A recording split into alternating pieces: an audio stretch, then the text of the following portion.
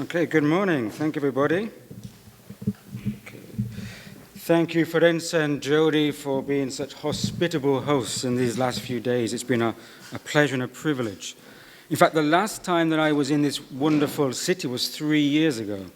And then I was speaking about the future also.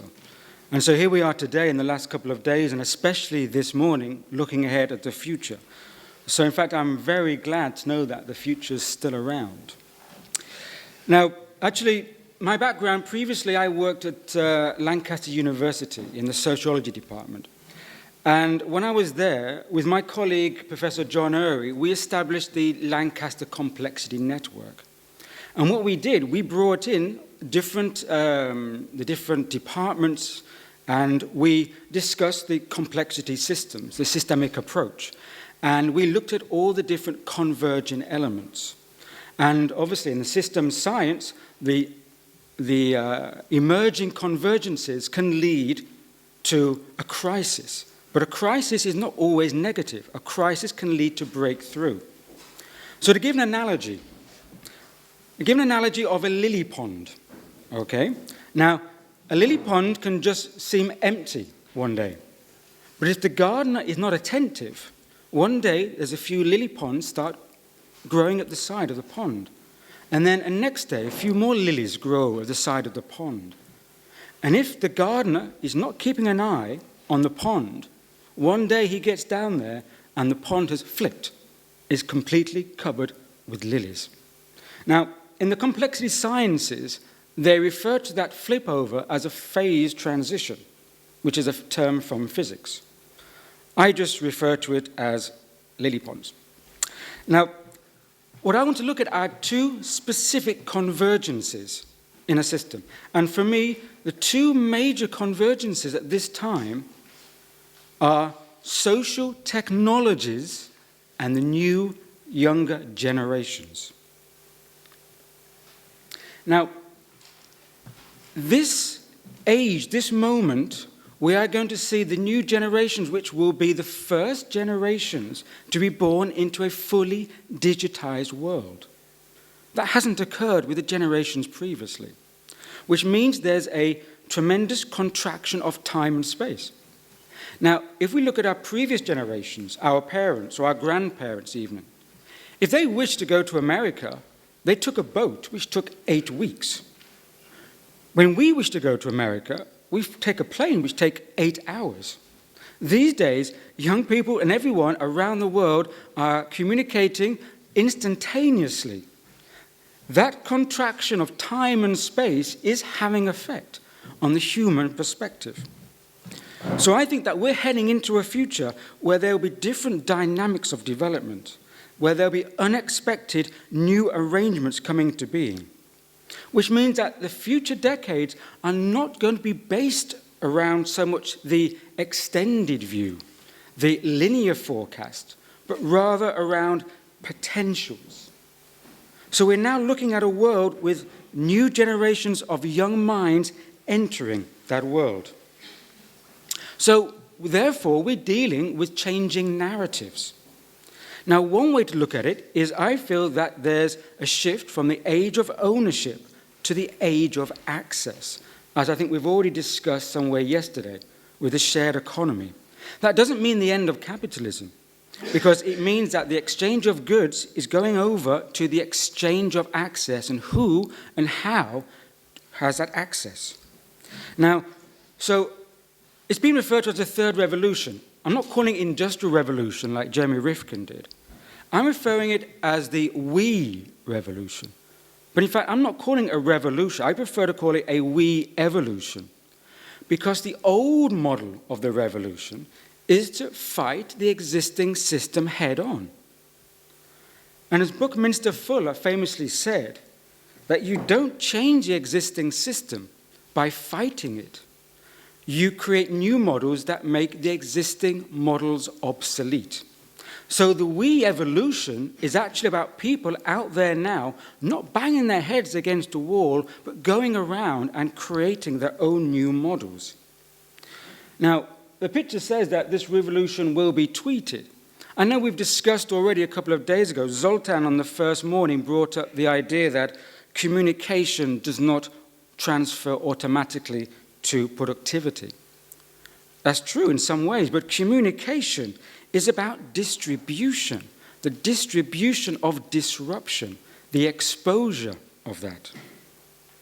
So the new transition, which I'll be talking about today, is likely to manifest not from the core, not from one geographical area, but from the periphery, from different geographical distributed areas around the world. It's not talking about the buzzword of globalization. You can call it lily pondization. Lilies growing all around the world, distributed networks. As an example, one of the early projects I did at Lancaster was to do a study on how people responded to disaster relief after the 2004 Indian Ocean tsunami. Now, at that time, most of the public communication networks went down. The global relief systems could not get in there fast enough. But people on the ground could still access some mobile communication operatives. So what they did is that they texted to each other their needs, what they needed here, blankets here, people here. And they managed to get those texts out. And another individual took their initiative to open a blog site, aggregate all the texts, and then the global organizations use that information to bring in relief.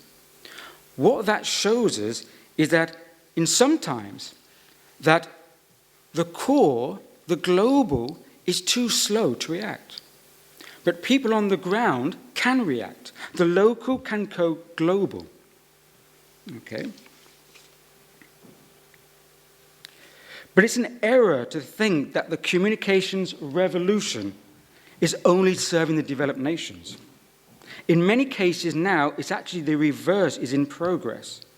This technological revolution has had some of its most startling impacts in empowering the poorer regions and peoples. In 2012, the planetary population was around 7 billion. The number of registered internet users was 33%. That's approximately 2.3 billion people. By 2020, it's estimated that the world population will be around 7.8 billion, with internet users worldwide at around 66%. That's approximately 5.1 billion people. That's nearly 3 billion more people plugging into the global conversation. But where will they be coming from? Because the developed nations are more or less already plugged in. Those 3 billion new people will be coming from the developing nations, from Africa, India, South Asia. That's 3 billion new minds tapping into the global conversation with new ideas, problem solvers, but what is more, those new minds will have different social needs, different requests for social betterment. To give an example, Sudan, which is often considered a failed state, actually, in 2011, when Sudan split from the north to the south, it had a 50% mobile phone penetration. Today, in 2015, it actually has a 77% mobile penetration, with only a 1.1% of fixed phone lines, most likely in government buildings. Also, Europe is having an aging population, whereby the youth demographics are rising in India, South America, and those developing nations. So, bearing that in mind, I'd like to look today at some of the potentials of what we can see in this context, looking at the changing landscape of education, media, and politics. So, to begin with education, it's likely that classrooms will no longer be contained within 4 walls. Learning spaces will be more interactive, communicative, and collaborative. Now, in the old paradigm, when I was at school, if I wanted to talk to my neighbor in class, I'd get my hand slapped. It's called cheating. Now the new vocabulary is called collaboration. Interesting. In fact, students will now have access to not only the teacher in the classroom, which won't be called a classroom maybe, but also teachers around the world and their peers. There's a project right now at Newcastle University in the UK. Dr. Sugar Mitra he's hooked up students in India in their classrooms with retired teachers in the UK. Retired teachers who still have a lot to offer, but are no longer in the working sphere, are giving their time, their free time, once a week or more to connect with students in India to mentor them. Okay. So, in fact, we're going to see the classroom shift to mixed learning environments that will use an array of online, interactive, immersive digital spaces, maybe even 3D spaces. In fact, my colleague here at Bente in Traditional World will later talk about a project of immersive educational space. Now, I'm talking about supplementary projects that don't have to replace the main. Microlearning is coming in. Microlearning is about accessing learning information modules, videos from the phone. So mostly everyone in the world has this. You don't need to be in a classroom.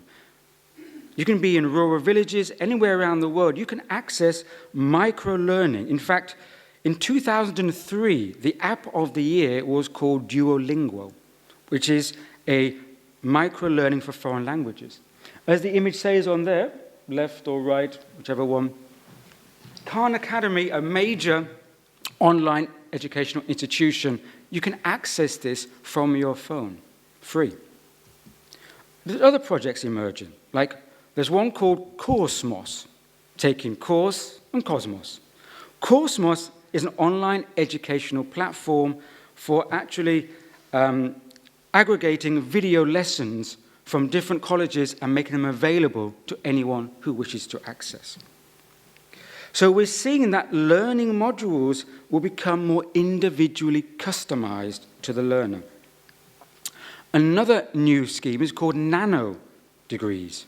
Nano degrees are customized BA or master's degree programs, which has now been set up by an educational institution called Udacity with Google.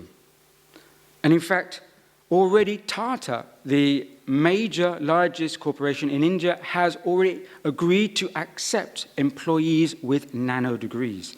These are degrees that you can take from 1 month to 3 months or 5 months, which are specialized and customized in which you need to learn for your specific role. So one of these potentials is that students will have more influence in directing their own learning progress. Or, as Peter mentioned yesterday, maybe we're getting close to the universal educated person. Okay. And also, the learning process can be more fun. It can include games. In fact, already students are engaging in simulations. The United Nations gave out a disaster relief simulation already for people to learn how to respond. Simulations are already being used in strategy, RTS, real-time strategy. I mean, the vote is still out of the benefit of gaming because it depends if you're using gaming for strategy purposes or if you're involved in zombie apocalypse. So it depends on how you use your tools. Okay. And now turn to media and lifestyle. Okay. Now I'm going to look at the social media, okay, which I think we've already touched upon. Just to give an account of how fast the social media is rising, again, the lily pond effect. 10 years ago, the first video was posted on YouTube. Today, it has over 1 billion users, 300 hours of videos uploaded every minute. YouTube's highest paid stars earned over 54 million last year in user-generated content. 10 years ago, Facebook, 1 year old. Say no more. I know that yesterday we touched upon some of the disadvantages of the social media, okay, about how they're using information for their databases. But let's face it, there's no free lunch. It depends on how you use our tools, how you use them. Not how they are going to use them to fill up their databases, but how are we going to use them. Because YouTube, Facebook, Twitter, etc., they're part of a new media landscape which is changing from consumption to something else. The old media was one way. We sat there, we watched the television, okay, and we just consumed it. It was one way. What's happening now is that not all of us, especially the younger generations, they're producing their media. They're not just consuming it. They're participating, they're producing. In fact, they've even been coined as prosumers. So we're seeing the rise of civil journalism. Young people, or anyone, we don't need to have a sophisticated camera like the one which is recording me. We can have the iPad like the one recording me here.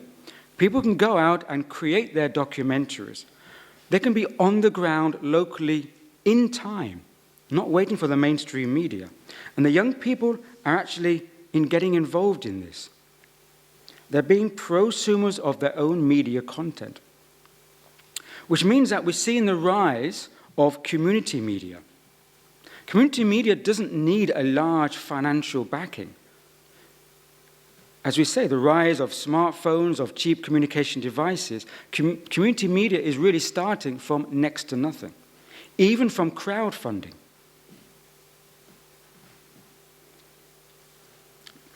Which means, let's face it, we've had enough of the fear-mongering. Young minds will have enough of the fear-sponsoring mainstream media. If they're not interested, it doesn't appeal to them, what do? You can produce your own. So when you produce your own media, you're then now entering a battle for transparency and trust, which is the battlefield now playing out between some of the media technologies. As the quote says, transparency may be the most disruptive and far-reaching innovation to come out of social media. I mean, if you talk to young people and you say, do you trust the state media of your country? Do you trust any mainstream media? Okay. Who do you trust? Who do you listen to? Where do you get your news from? Who's reporting from the front line on time? Who's not editing out the details? On-time feedback, on the ground, battle of trust. In fact, one program that represents this, in 1992, the singer Peter Gabriel established an organization called Witness. And Witness was set up to provide video cameras for people, especially in poorer developing regions, to document human rights abuses. That organization still exists, but they don't need to supply video cameras anymore. People are already sending in their own videos from their own cameras. So what that accounts to is something which we can call disruptive innovation. Again, people on the periphery. The non-traditionalists who go out on a limb to seek creative solutions from new perspective. These disruptive innovators are made up of inspired new minds from all walks of life, from all social status, who will form a new era of young optimists who don't know what can't be done because they are plugged into the new. If you don't think about what's impossible, you can do it. So innovations will increasingly emerge through teams and groups of people working both locally and non-locally on projects together, pooling their skills together from diverse locations, and less dependent on any centralized government or corporate funding. Decentralized disruptions versus centralized models. Quick look at politics. Now, political parties will no longer be exclusively for old-school politicians. Now, we've discussed this already about the clash with the political professionalism. Now, we're seeing this also in Spain, where I actually lived for the last few years. Podemos, Ciudadanos, they're now rising up. But in fact, now that Podemos is actually being superseded by other smaller localized groups. People are not so much talking about Podemos anymore, they've moved on. And in fact, there are people who are representing themselves in politics who are actually representing themselves as being valid candidates because they have debt. They're saying, I have debt. I'm just like you. I'm not like those politicians. Anti-professionalism. And in fact, just last week, interestingly, there was an interview with Donald Trump in the US, and Donald Trump was trying to be humble. And he said, I'm self-made. I made my money. I had to make it myself. I was only given a small donation from my father. And when the interviewer asked, well, what was a small donation? He replied, $1 million. Okay. So we're going to see a different social mobility in politics as a potential. When I mean social mobility, I don't mean vertical class mobility, but the demographics of mobility. New younger voters coming of age who will want to vote in different political processes. Also, the new technologies may decrease apathy, decrease what I think Philip called the morbidity syndrome, all right, and may increase voter participation, especially if they don't have to queue up but can vote from where they are. Also, more variation in ethnic and cultural background of eligible voters, which will have effect of shifting politics away, potentially, from purely national interest policies. So there's a potential for new technologies to come on board that will help the participatory process. And again, I think Ben will talk about a project that we have for debating politics, a platform for that. Okay. So the potential for the next generation of new conscious leaders emerging who will not be seeking to sell themselves on only short-term promises.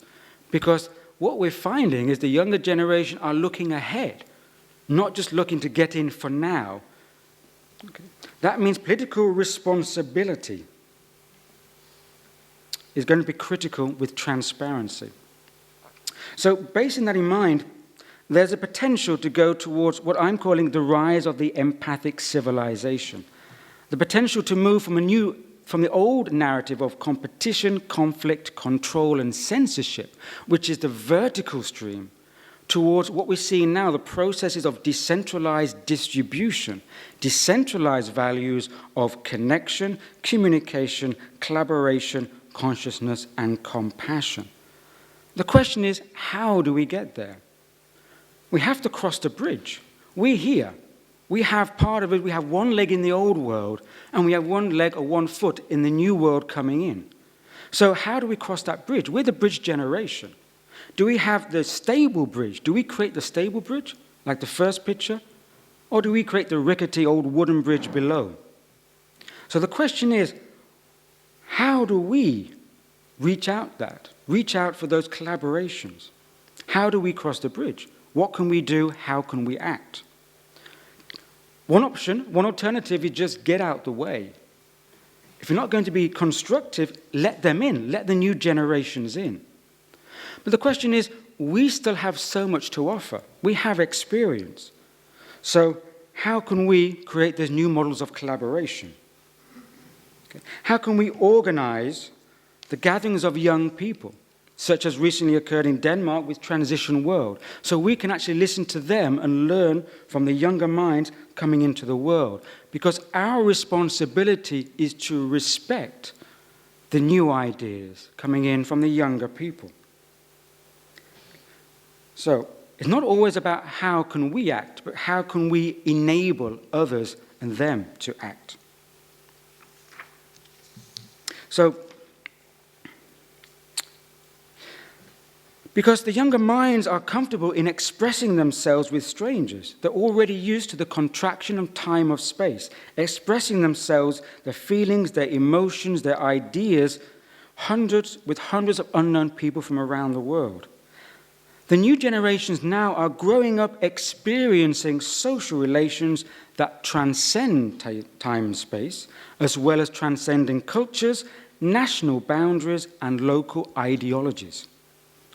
The younger generations are young people who are mostly driven to contribute to constructive social change indifferent to the old hierarchical values of control and power.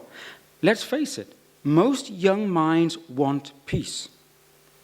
The generation that we're willing to reach out across the artificial borders to engage with the so-called enemy, to start the new dialogue of peace and reconciliation. So therefore, we need a new narrative. The new narrative is basically, we know that the basis to life is interrelationality.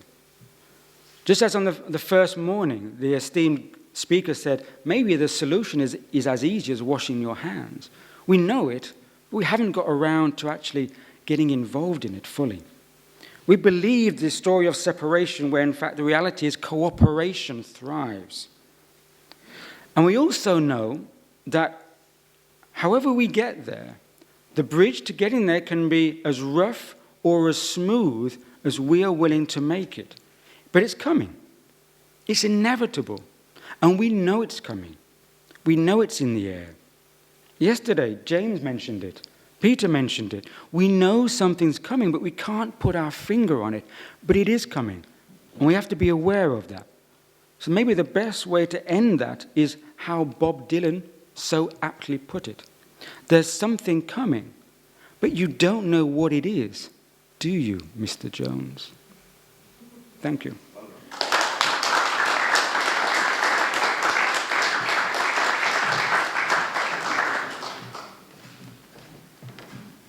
I'm glad somebody seems to know what's coming. We now are going to have comments from our various panelists. So if you would each come up and spend a few minutes telling us what you think.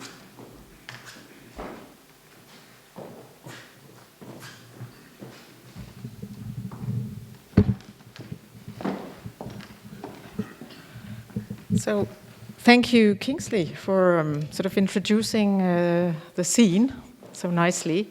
I would like to also thank Ferenc and Jody for being such excellent hosts. We've really enjoyed our time here, and we're very grateful for being here with you. So I was not supposed to talk for a long time, but I was housed the time because I would love to share a small video, because we've been listening a lot, and I'd like to.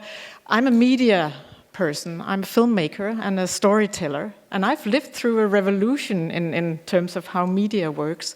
Because when I started out as a director of documentaries more than 20 years ago, it was me writing the script and producing, deciding the camera frames and telling the story. And then I had the audience politely listening to my stories. But something's changed. If I want to reach the next generation with my storytelling, they want to be engaged actively. They want to be able to interact and co-create and shape the story with me. It hasn't been like that when I was a child, so that's why I want to go back to I'm an e-learner. I didn't go to university, I don't have any doctor degrees, but I learned by doing and by living my life and being the mother of 5 kids. And from my childhood, there was a very inspiring voice on TV, and I'd just love to share with you, if I can find it. It's just 2 minutes and 30 seconds of listening to what this guy has to say. Point. The Earth might not seem of any particular interest. We just go back a little But for us, it's different. Sorry. Yes, I need it. Consider again that dot. Yes. That's here. Iboya is my technical That's us. hand, because I don't know how to operate this. She's Everyone you younger love, than me. Just go everyone you know, everyone you ever heard of, every human being who ever was, lived out their lives. Peter is the chief technology expert. Just want to scroll back to the beginning.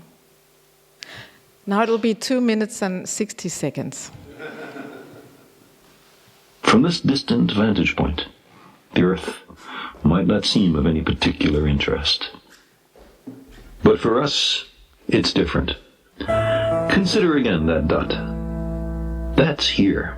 That's home. That's us.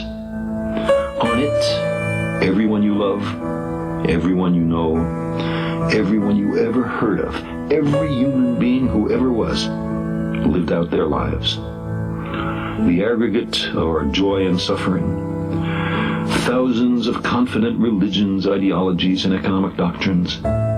Every hunter and forager, every hero and coward, every creator and destroyer of civilization, every king and peasant, every young couple in love, every mother and father, hopeful child, inventor and explorer, every teacher of morals, every corrupt politician, every superstar, every supreme leader, every saint and sinner in the history of our species lived there, on the mote of dust, suspended in a sunbeam.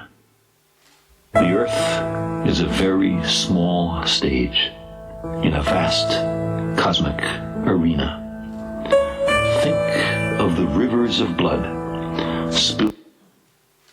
Oh, Carl. He got cut off. Well, anyway, it's probably good for the timing. I don't know what happened, Peter. But the thing is, this inspiring man, Carl Sagan, some of you will remember, he was on TV telling us about the cosmos and giving lectures about all kinds of complicated subjects. And he knew how to communicate that to an audience of young minds. So he was a great source of inspiration. And now, today, I spoke to, or recently, this astronaut in Denmark who went to out in space. Something happens when you go out in space. Your perspective changes. And the thing is, when you look at the Earth from this vantage point, you realize how small it is. It's like a spaceship. We're all on this spaceship together, some in a more hectic state than others right now. But we all share this home on the planet. And we have to find a way of collaborating around keeping it for the future generations. And that's what Transition World is all about. And even if I'm to be without any slides, I can explain that I was so happy when I learned that the UN, the heads of states came together in New York to actually decide to agree on a vision that this is a historical moment. It may just be a vision, and it may be 17 goals and a big, huge, complicated thing to deal with, but it's the first time in our history that all the states, almost all the states of the world come together and agree on a vision. Where do we want to go? What's the future that we would like to see happen on this planet? But one thing is to have a vision, and then to make it a reality, that's a different thing. So as Kingsley was saying, how do we get from, being right here with all of these possibilities to actually try and implement those 17 goals and make that vision a reality? So that's what we have decided to try and deal with. From this distant vantage point, you can take the this Earth one, the 17 might not. goals. Yeah. So a few weeks ago, we launched this new campaign. It's actually the Atkinson Group, Alan Atkinson's brainchild to start this campaign. But we had the privilege of launching it in Denmark with 600 young students who came together to look at these 17 goals from a whole system perspective. Because the thing is, you cannot just take one goal at the time. Like we've been discussing here, how do we do 17 things simultaneously? The thing is, we have to. If you take one goal and try to make that a reality, it might be contradicting one of the other goals. For instance, how do you create more jobs and more economic growth without sort of protecting the planet at the same time, without creating more pollution? So you have to look at the 17 goals as a whole system of solutions that have to collaborate and work together. So we gave these 600 students the assignment to try and figure out how to do that.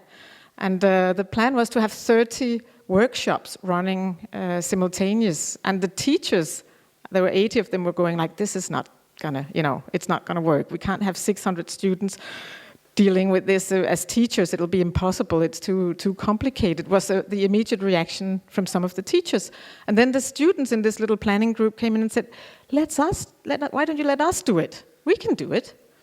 And they could. We took 6 students and trained them in how to facilitate this pyramid building workshop that Alan developed, and he's been running it with, high-level, very intelligent people, and this was high school kids, right? So we trained 6 kids. They went out and trained 60 of their peers, 60 of their fellow students. So you had 2 facilitators in each group, and we had 30 workshops running simultaneously, and very successfully they came out with some concrete suggestions what to do. We had 7 different themes. One was our school. What's the transition that needs to happen at our school to meet the 17 goals? And they had a whole list of concrete proposals. Our education, how can we transform the education to meet this, or to build this new world? They had a whole wonderful range of suggestions. The city, the town, it's actually a small town where this school is. How do we transform the town? How do we get the local municipality involved in this transition making? And they had suggestions for that too. Our country, Denmark, how do we do it on a national level? Great suggestions came out. And then on a planetary scale, how do we do it? So this little exercise, the students now decided, let's share it with other students. So the 60 actually now facilitators will reach out to sister schools in 6 different countries that this one school has, and hand over the baton to them, so that they can facilitate workshops with the students at their high schools, and then they can hand on the baton to the next and the next, which is a pyramid scheme, really. It will grow like a pyramid because you have somebody handing it on to the next one. And that's what's happening with social media and everywhere. That's how you can have a whole movement start and grow out of nowhere, and all of a sudden it's kind of organizing itself. And we've seen that happen, for the better and for the worse, but it's possible. And as Kingsley said, it depends on how we use this amazing tool we have in our hands now, this technology that's available. So we have a couple of projects in the pipeline, and I'm just going to share with you, because also in transmedia, you don't keep sort of the copyright for your idea to yourself, you share, because what if you have ideas that could build on our ideas and make it even better? That's the way to build really brilliant ideas. It's not to sit in a sealed container with a lot of experts trying to find the solution because we're so clever. You have to go out and invite the global audience to participate. So I'm here now very prematurely telling you about a project that we have in the pipeline. And it's we have the technology now, as Kingsley explained, to build virtual reality scenes. We can take the education out of the classrooms. So we are building a virtual platform. And the idea is to say, if we are going to build a new world, this is the old world, we have to cross the bridge. And we are the bridge builders. We don't know what this new world looks like yet. We don't have the answers. We have a lot of questions, but we don't have the answers. So how can we build this? What would you do if you were, if I was an engineer and I was going to build something new? I would start out with a design of some sort. I'd make a plan, design it, and then I'd build a prototype. Before building the real big thing, the expensive thing, I would probably try small scale with a prototype. So our idea is to tell all the young digital natives and talented people who knows how to operate a computer and use the Lego blocks that we have in it's like I played with Lego when I was a child. Now we have digital Lego blocks. We can build things. My son, who's 10, can build a whole world in Minecraft in a few days, and he can invite his friends to join his world, and they can play in there.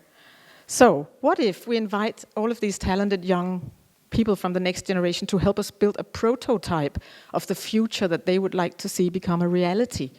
Build it in a virtual world, because only the imagination is the limitation when you can build anything you like, and try to meet the 17 goals in some kind of a simulated model that we can use as inspiration for the decision makers to move in that or that direction. And we can get instant feedback from the builders. So let me just briefly show you that we've started building a campus in there. And with the support of the Danish Ministry of Innovation and Higher Education, we are building a small prototype of this global university where all of you can join. And those of you who don't know how to operate an avatar can get a crash course by the young ones. They'll help you. They'll help you learn how to walk and talk and sit and stand. And it's like being a baby again in the beginning. But then once you get the grip of it, it's really great fun. So we can invite all of your wonderful professors to join our global university and give lectures there about each of your areas of expertise. And then we can bring in students from all over the world. Because as Kingsley just explained, they are online, they are mobile. They can get access to the internet tomorrow, they'll all be online. They have the skills. We don't need to teach them. They can do it. Somehow it's in their DNA how to operate avatars and handle virtual worlds. So just to give you a little taste of this is the campus, and it's only the prototype, because the real one will be, you'll be wearing Oculus Rift and move around and have everything in a much more immersive way. This is just a prototype.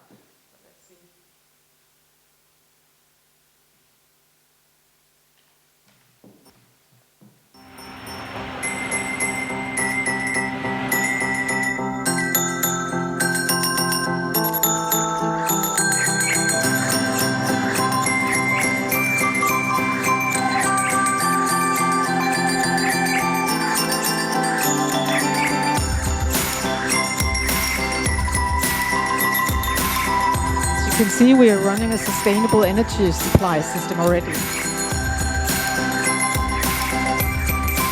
This is Rob, who's our in-world reporter. He used to work for BBC, or he works for BBC, but he's also our in-world reporter.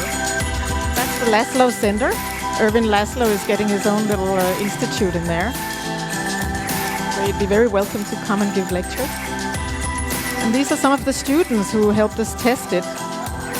And behind all of these avatars is a real person controlling the avatar and deciding where to go and who to talk to.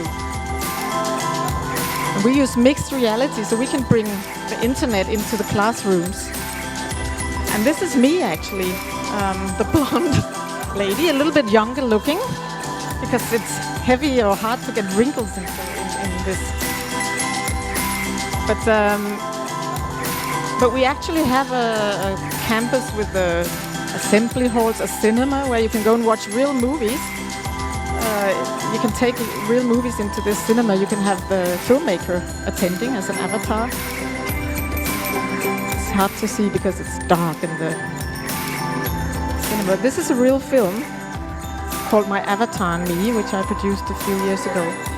And there's a cafe where you can meet with the young people and have a nice discussion over a virtual coffee or maybe a glass of wine, whiskey, if you like. But you can actually be there and move around and walk out of the meeting room and into the cafe if you want to chat to someone.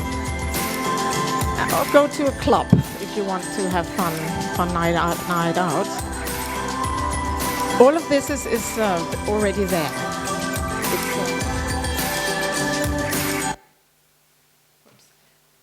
All of this is already happening. There's nothing new here.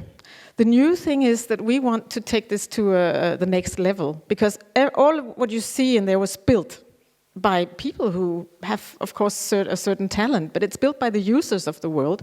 So if you take a course in how to put these blocks together, you can build stuff. Young people, my kids would be able to learn this in 1 week, how to build in here. So we're inviting people, young people, and anyone who have the courage to step on board to join this world and start to build tomorrow. Build the world, a world as it looks like in 15 years when all these goals have been implemented in real reality. What would it look like? What kind of a system could we create with economy and transportation and energy supplies? Everything would have to change dramatically. But in there we can change it sort of virtually, and then we can move in and test it and see how it works and discuss whether we could improve it in this or that way, modify. And then before we take the solutions out into real reality, we can test them there. And now Edith will take over to tell you a little bit about that we are also supporting that part of it, because Transition World has like a triangular structure. We like to support science and research and education, but the third corner is innovation and how to take some of these solutions out into real reality. And I think Edith will show you some examples that it's, again, only your imagination is the limitation. If you can get the funding, and that's something too, that we like to put the thinkers and the doers together with the funders. So Transition World is a catalyzer that try to bring those change makers together so that real things can start to happen in the real world. Yeah. Thank you, Bente. It's so great to be here and to listen to all your good speeches, and especially to our two hosts. And it is that one, TW, yes. Could you put it up here? And especially having all the good wine together and good discussions with you yesterday. Okay, you put on. Yes? Here we are. Yes. We start with the new paradigm and transition world. This is my field, and I just start with a drink on my terrace in Copenhagen. I thought that was a good beginning. So, you know, everybody thinks it's only something red. Yes, it is. It is with vodka, so don't be frightened. We can drink that too. So who I am an independent business psychologist. I have 2 university degrees, one in psychology of organization, the other one in communication and language. And then you can see more, but then I have been making, until now, 28 books. And you think, wow, that's good, but I have to tell you that when I'm doing research, I get so bored. I get so bored because it takes a long time and you have to be sure and everything else. So 6 of the 28 books are cookery books. And I think Jody and Lawrence, they have tried some of my food. But anyway, my late husband, who died 8 years ago, who was much older than me, he always said, my wife make food, and I keep the archive here. And he did, certainly he did. So that is me, and I love to be here. I love to be together with you, and I like these discussions we have. I have a question to you. And I like to ask you, because you have to think about it, we will change the world, and we will do something new. But every time we go from this room down, we are standing there queuing up and waiting for one man to give us 1 cup of coffee. And, you know, how can you change the world when you can't change the attitude of being in a queue? So I will ask you, and I'm sorry, I didn't do that the first day. Why are we not undisciplined? Go in, all in the room, you know. Yeah, I am too, but people look at me, oh, she's a Dane, she is not queuing up, or you know how it is. But let's do something else. Let's start with ourselves. Go in, you know, yesterday I was waiting. First there was this dessert, then there was something I didn't want, something I didn't want, something I didn't want. And then there was a salad. So if we go in, everybody go where they want, they can do things, then we can change the world. We can't do it another way. So the old paradigm, so please, let's see what happened. Perhaps we're not going to have lunch today, and perhaps we are on our way to the airport. In Denmark, the old paradigm is shoot the bear and then sell the skin. I say, we say, sell the skin and then shoot the bear. Get started, come on. So who can we learn from? You know, for thousands of years, ants has been here. They are working together in organizations. They are really good at it. They can make war with each other. They can do a lot of things, but they are working together. So let's start learning. In transition world, we have focus on, and especially I have today, education, research, and innovation. And I'll give examples of those 3 fields, so you know what we are into now. So you know too, if you want to work together with us, will be wonderful, and we will be very happy about it. So you all came here with different culture, values, but I think in the future we should learn to have fun and play. And play is what children do, but why don't grown-ups play? As far as concerned learning, education, all the technique behind the new world, which Kingsley and Bente talked about, how can you communicate, all that is something you have to make on a computer. You have to have a program.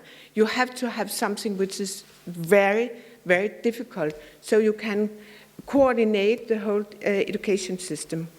So what are we doing now in Copenhagen, and I'm one of the founder of it. We are making a new system where we have the students can work from all over the world. Jody can sit here, give a speech, and at the same time, they can sit in Uganda, in India, all the other way, and at the same time, they can plug in on your system, and they can keep on learning and giving to others. And when they're finished with that lesson, they can print a book, or they can have a book, and they can have this e-learning book sent to another professor who can then make it. To make a system like this is, and I'm not an expert in that, but it's very difficult. So we have a team where we are sitting in Denmark, in Ukraine, Moldova, all over the world, where we are working together to make the system running now.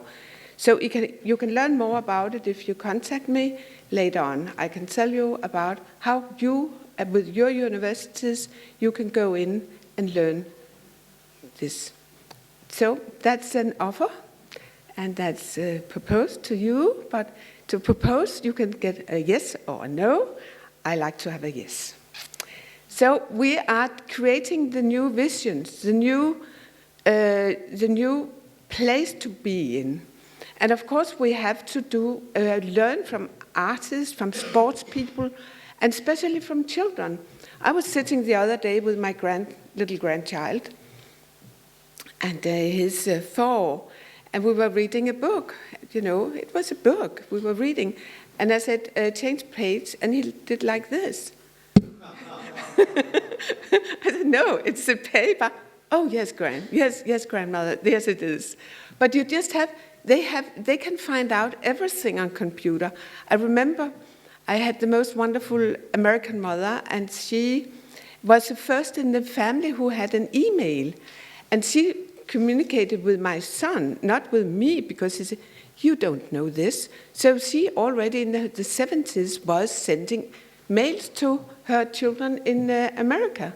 So, you know, I think grannies have the good time and the possibility, but we have to learn from the kids, because they are the creative people, they are the alternative people, and they are amazing.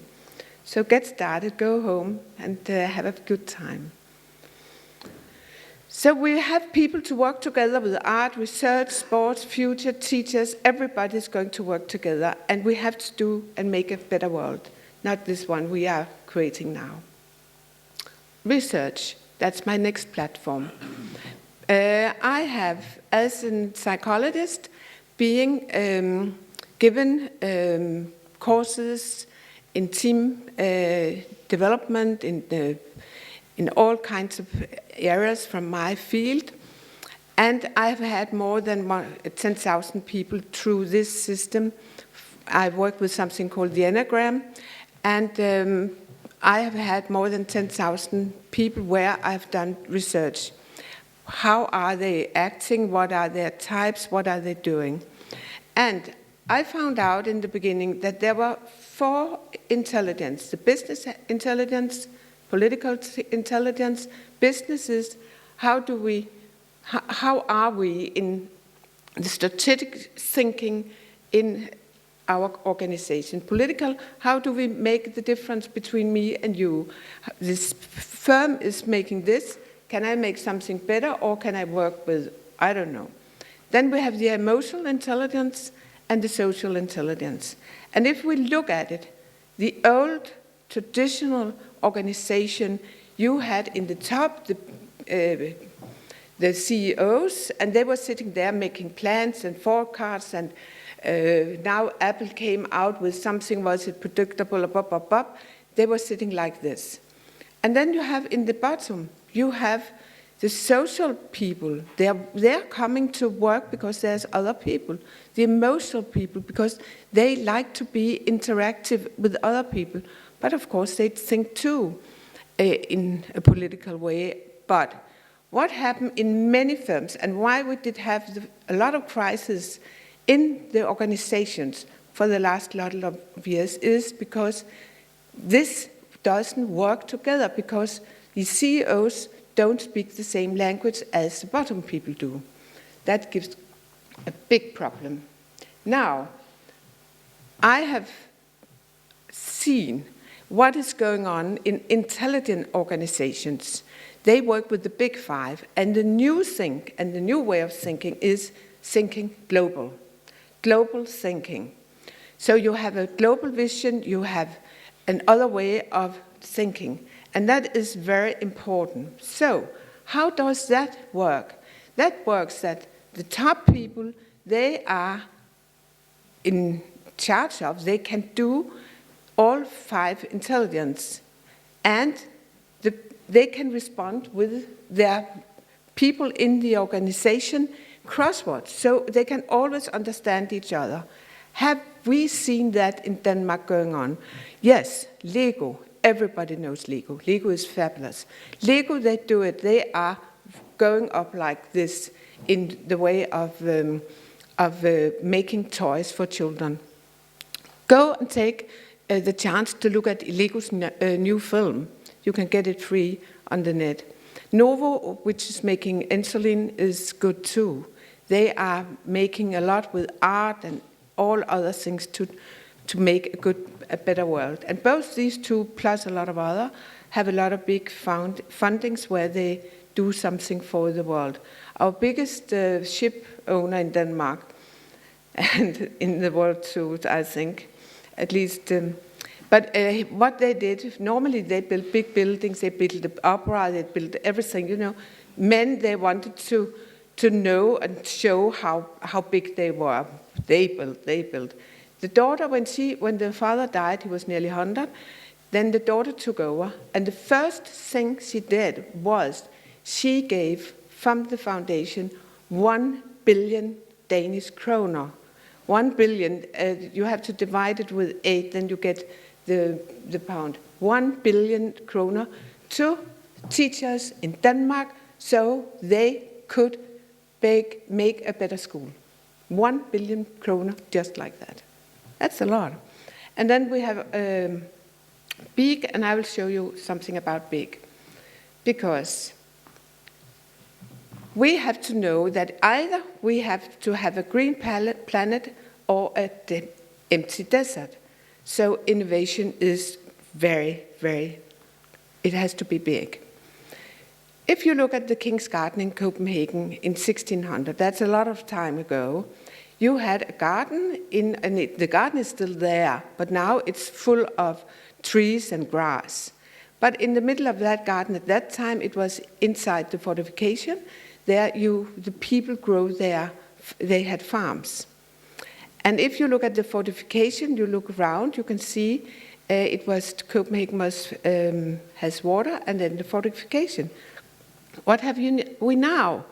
At exactly that place where we had the fortification, we have Tivoli. Tivoli, everybody who's been to Denmark know it. What has the chief gardener done? He has transformed Tivoli garden into a place where they have rhubarbs, they have blueberries, they have all that kind of thing, instead of just having, walking around in the desert like that. Some time ago, where we met, we had a big conference on Kronborg. Kronborg is 500 years old, surrounded by fortification, and it is on UNESCO's list of protected and fabulous buildings. Then they were going to build, there was a shipyard, and they were going to take this land and build a building. What would normal people do? They would build something which was like the buildings in the background. But Bjarne Irgels and his architects, they found out another thing. This is what they built.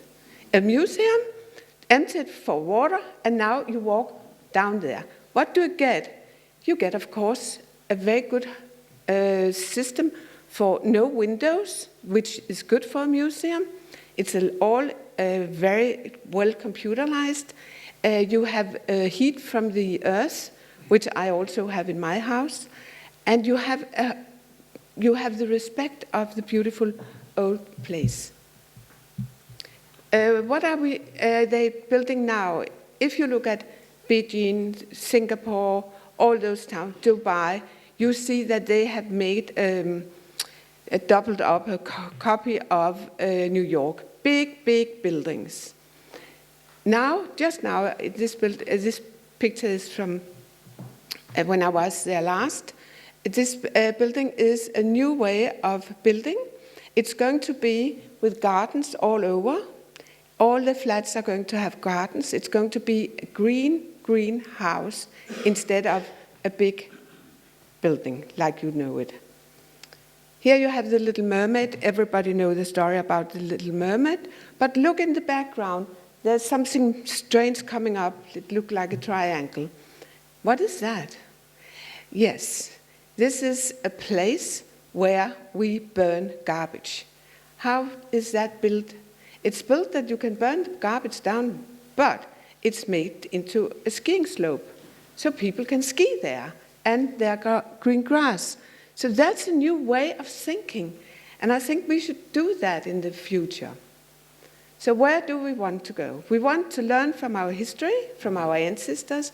We need to be inspired to the next generation and the next one. Who is in this room sitting thinking that we will give a better world to our great, great, great grandchildren? Think about it. So I'll thank you. This is my latest book. And then I will put on the word to Iboya, but I will just tell you one thing. Everybody is really very frightened of what's happening with refugees. Everybody is frightened. But I will tell you one story. My late husband was much older than me. He was born in 27. He was a Jew. His grandparents came from Poland, Jewish people. They wanted to go to America. They couldn't because the grandfather died. The grandmother was stuck in Denmark with 2 girls and 1 son. The son of 14 had to earn money to give money to the family. Then my husband's mother was a kid when she came. She didn't get married to a Jewish man in Denmark. So she had an arranged marriage in Germany in 25. And you can think about being in 25 Jewish people there. That is very difficult. So what she did was she took her 2 kids, and next time she became a refugee from Germany to Denmark and settled down here. What happened then? When my husband was 14, 15, we had refugees again because the Danish Jewish people got to Sweden, and only 100 people were sent to a concentration camp, and they were kept there. But anyway, when he came back, he was stateless. He didn't have a passport, he didn't have anything. He was very clever, so he studied law, and I will tell you what he did. He studied law, he became a professor in law, in international law. He paid his bill back to the society by being president of the Refugee Council. After that, he made the home rules of Greenland. As an intellectual professor, he was the best, and the Greenlandic people, they loved him because they always said, you know how it is to be different.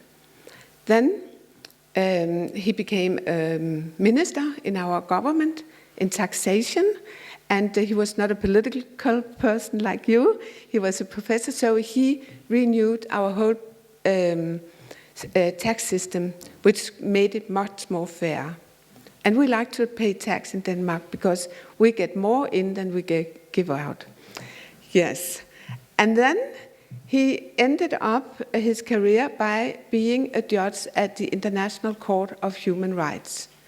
I tell you that because there's so many people coming to our country, and we are looking at them and we are thinking they will not give something back, but yes, they do. If you go to the university, and we were discussing it yesterday, in Denmark, you will see the percentages of young second generation girls going to university, Muslim girls, is a big amount. That is the way to escape from the traditional world.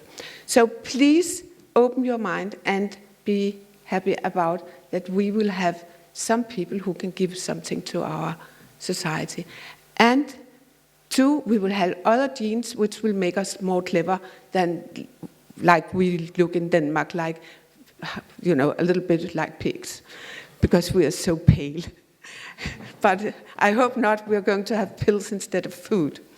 But I'll give you the chance. Thank you.